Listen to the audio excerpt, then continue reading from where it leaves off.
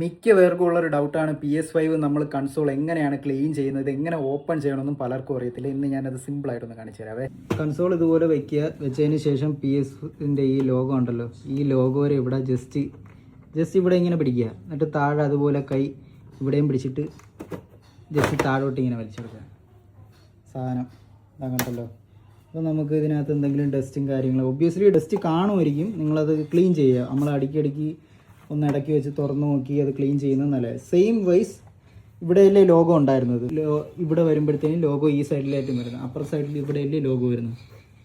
അതേപോലെ തന്നെ ഇവിടെയും ഇതേപോലെ ഇങ്ങനെ പിടിക്കുക, താഴോട്ട് ഇങ്ങനെ വയ്ക്കുമ്പോൾ ഈ സൈഡ് ഓപ്പൺ ആയി വരും.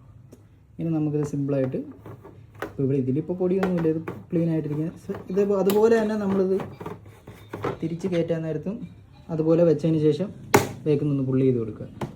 അപ്പോൾ അത് കയറി ലോക്കാവും. അതേപോലെ ഇവിടെ ചെറുതായിട്ടൊരു ഇത് കാണാൻ പറ്റും. അപ്പം വേറെ ഡൗട്ടൊന്നും അടിക്കണ്ട. അതേപോലെ അവിടെ ഒരു ക്ലിപ്പ് കണക്കുണ്ട്, അത് ജസ്റ്റ് ഒരു സ്ലൈഡിൽ ഇങ്ങനെ വെച്ചിട്ട് ലോക്കായി.